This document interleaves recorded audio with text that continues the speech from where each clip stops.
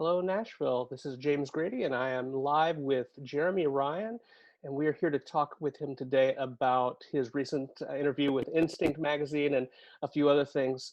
Jeremy, last time I think you and I had any interaction, you were producing Cotton Mill Live out of your loft, and so what's been going on with you since then, How much time you got? right? No, just work. Last year, I sort of went through a lot of life changes that completely changed the direction of my art. So since then, everything has been so different with what I've been creating. And so, Cutting Alive, I still do. It's still here in my loft, but I've sort of taken a short hiatus with it. It was so much work, and I'm I'm a photographer for musicians. I shoot album covers and direct music videos, and that just really blew up the last 5 years. And so Cotton Alive was became sort of an afterthought, unfortunately. But I'm hoping to revamp it for some live streaming ASAP. It's just so much work. Right. So the photographs behind you are some of your work? Yes, I'm in my dressing room right now, my Okay. loft. My loft is like everything. It's my studio, my home. And in here, I have some of my favorite things that I've done for musicians, some cool artwork, album covers. And it's just a good reminder of, I'm doing pretty good. It's okay. So, are you still using the studio to do things like host? Are people recording there or doing anything like that? Yeah, so mostly I use it for photography and for music videos. I mainly just use it myself. I don't really let other people come in. I used to, but now Right. it's just sort of it's my little sanctuary now, and I'm very protective of it. And I build so many different sets, and it's so much work, and it costs so much that I'm kind of selfish with it now. So, Right. Right. but yeah, people still come in, and I record them if they'll come in for live sessions as well, which is nice. Ty Herndon was just here Friday, and we did some really cool live streaming for him. So it's kind of a fun time right now. Who are some of your favorite people that you get to work with? Oh my gosh! Well, Ty Herndon is one. My other, like up here, is Crystal Lewis. She is a contemporary Christian artist. I was obsessed with her my whole life, and then I got to become friends with her, and now I do all of her content, which is great. Kelsey Ballerini, she was a blast to work with. Megan Lindsay, I love that girl so much. I keep telling her she is one of my favorite clients because she lets me do whatever I want to do. She doesn't question, she doesn't ask, she just shows up, puts her makeup on, and walks on set. I love that so much. Those are just a few. That's amazing. That's amazing. So, life changed for you with your divorce, and you kind of had to reorganize some things. How has that been going? I know that kind of led indirectly or directly to this Instinct magazine interview that we're talking about today a little bit. Yeah, man, it completely shook my world. I was not prepared for it. I mean, who is prepared for divorce, you know? I certainly wasn't. So I didn't know really how to express what I was going through. And because of the divorce, I sort of went through a physical, a mental, and spiritual awakening. It was so powerful. And I didn't really know how to express everything that I was going through. For the past 7 years, I just shoot content, and I have shot content for everyone else. That's just what my job is. I give them content. And last year, I needed a way to express what I was going through. I had three therapists. They all specialized in something different, but even they could only do so much for me. And so, one of my issues that I have, it's very personal, but I have a hard time expressing my emotions and my feelings. It's very, very difficult for me. And so, when I was trying to find a way to express myself, I thought, okay, art and creativity is literally the only thing I know. It's all I have. And I have all the resources here. So I started to think of these really cool self portrait ideas as I was journaling. I journal every morning and I meditate. And then this weird stuff would come to me. And so with each thing I would be going through, I would be reading about and learning about myself. And I had a concept for a shoot for it. So my rule was I had to be naked because I do not like my body at all. I'm very self-conscious. Um, and I wanted to be vulnerable. I didn't want to hide behind anything because I've hidden behind the camera my entire career. And so I thought, if I'm going to do this, no more hiding. Like, I'm going to put it all out there. And even my descriptions that I would write about my shoots, I was painfully honest with what I was going through. And I felt like, if I could do it on such a public platform, then surely I can do it in a healthy way in a relationship down the road. And I think there's a lot of truth to that. And anyway, all that to say, it really, really helped me so much. It was a way that I was able to process my divorce when I had nothing else to lean on at all. I mean, besides friends, but only they can do so much. So what was the medium? Did you do photos, videos? How did you share it? With my series last year, Mhm. so I would shoot them here, and then I would share them on Instagram. And it was kind of funny when I started the series. I'm like, you know what? It's time that I be an artist. It's time that I create content for myself. Damn it! And so what I did was I took my business Instagram account that I have been building for the past 10 years, and I removed all of my photography off of it that I shot for other people. I started another Instagram and I moved all of that over there. And so then I made that current Instagram all about me and my series. So that was my main platform of getting it out there. And that ran from January all the way to December. And I closed that part of the series in December. So what was the response like to that? It was crazy. I think a lot of my friends were not expecting it because no one sees me in front of the camera. They just see me behind. And especially when I was naked, Right. everyone was like, "Okay, so," and I was careful about that because I didn't want people to think that I was, all about myself. Hey, look at me, look at my body. That's not it at all. I was forcing myself to do that.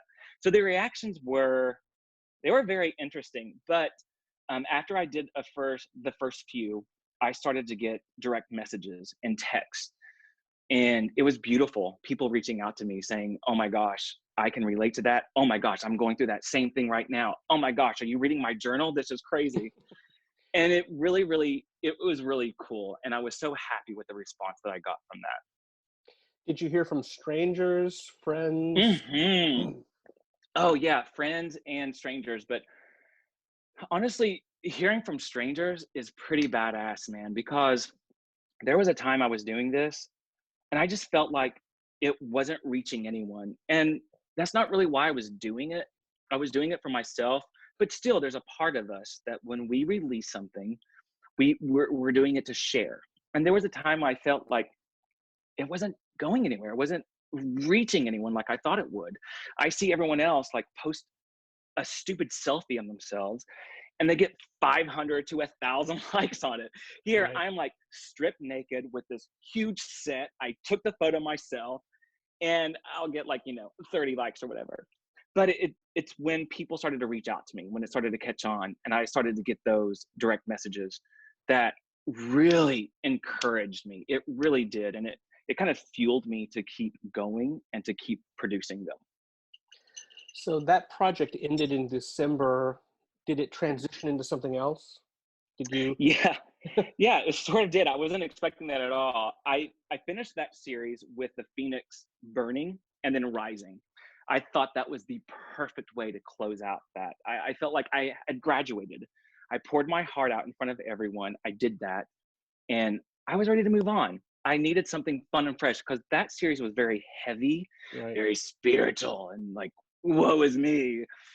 And I needed something lighter. So when I started this year, I honestly had no ideas. I thought, has the well dried up? What am I going to do now? I have no idea.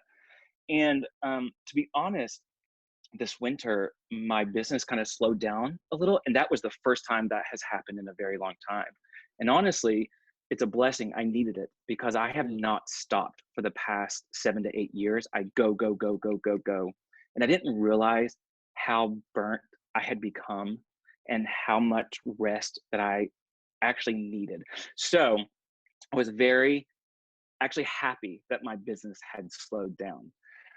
But when that happens and it's winter and you're still like a year out of a divorce, Right. you're kind of lonely, you know? And I live in this loft by myself that was once full of beautiful memories and laughter and joy and music. And for it to go so quiet, the silence is deafening sometimes. And so I had a really rough time with that. And then COVID happened. Right. Oh my God. So I'm like, okay, universe, are you kidding me? And then I couldn't leave my loft. And so I was stuck here alone. And I remember telling my friend, I said, I have this guilt right now. Here we are in quarantine. I have nothing else to do. I have no work. The sky's the limit time wise. Like for the first time in my life, I have as much time as I want. Right. And I felt guilty because I had no inspiration. I didn't know what to do. And for the first time, I realized, it is okay to just be. I don't Right. have to be doing anyone. The world is in crisis right now. It's okay, Jared, that you are not creating. And so I just kind of sat around for 3 weeks, man. I was just feeling all the feels. And then suddenly, I don't know what clicked. I get to work out here in the basement of my building. There's like a private room, which is great. So I go down there and my workout is half working out and half dancing. Like I dancing is my passion. I miss QDP so much. I miss getting to go out and dance. So I love it. Well, I made this stupid little dance video of me in the workout room to Kelly Clarkson and posted it as a story. And people loved it. And I loved it. And I thought, you know what? It is time I have a little bit of fun in life right now and not be so damn serious. So that's what gave me the idea for these dancing music videos because I thought, okay, I have 7 years worth of equipment all stocked, like at my disposal. And I'm Right. sitting here alone. I'm like, okay, what can we do with this? So I had this idea of doing a dance video, but I wanted to really make it as creative as I can. I'm always trying to top myself. It's so frustrating. But I had this idea. I'm like, oh my gosh, I have all these stage lights. Is there a way I can write all the cues and let it automatically play all the cues when I want it to during a song? And then I could be the subject and then record it with my cameras. So, damn it, I spent an entire week learning two different softwares that would allow me to do that. I'd never done that before. Wow. So, I was able to, my first one was Love Can Move Mountains, the Celine Dion song. So, I set up the whole stage, the set, the lights, everything. It took me a week to learn, a week to write all the cues, and then a week to make it work, and then just a day to edit it. And then I put it out there. And I got such great response from that. I thought that was so cool. And then I thought, oh, I'm gonna have to keep this going, which led to my most recent one that was just picked up by Instinct. They saw it and they were really happy with it, and they did a whole feature on me, and it was on Right. the homepage. And I'm like, what is life? I'm just like having fun in my living room with all of my equipment. I don't know what's happening, but basically, that's what led me there. Right. So, we're still in the middle of this a little bit, but it seems to be maybe a little bit of light at the end of the tunnel.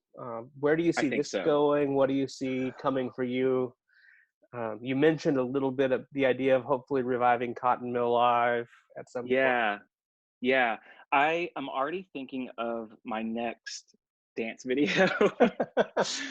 It's going to take me some time because now the pressure's on and I have to keep building them. But the wheels are already turning for that.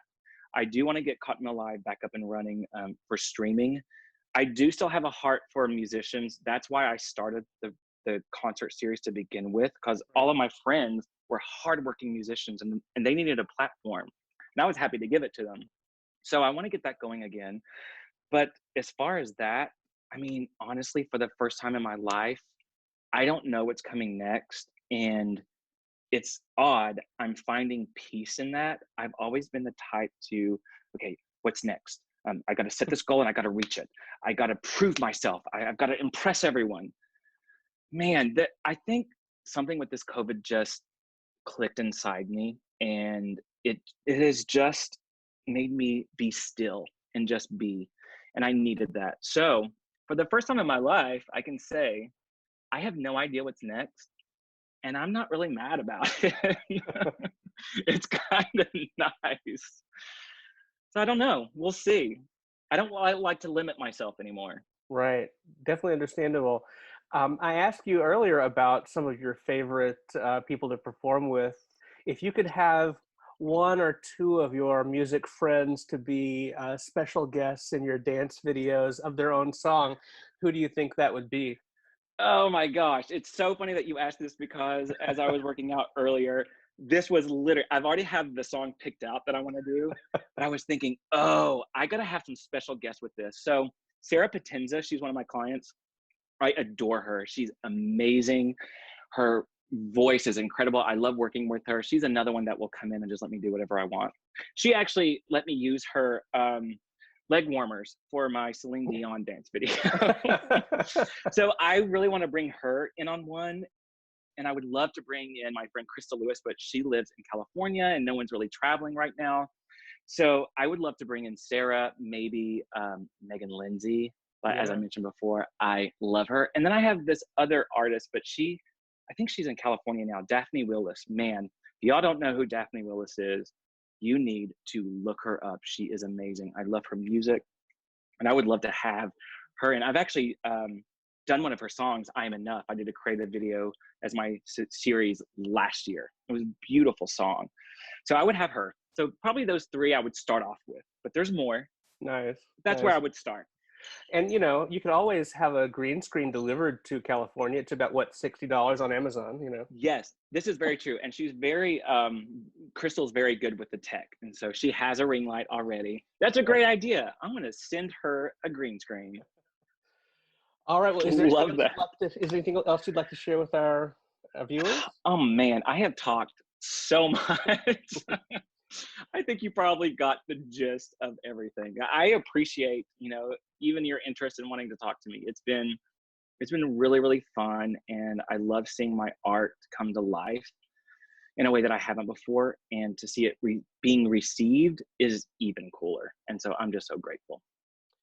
Well, thank you so much for taking some time for us this evening, and we'll look forward to sharing some of your more audacious videos coming up pretty soon. Good. All right. Well, thank you so much, and Nashville, have a good evening.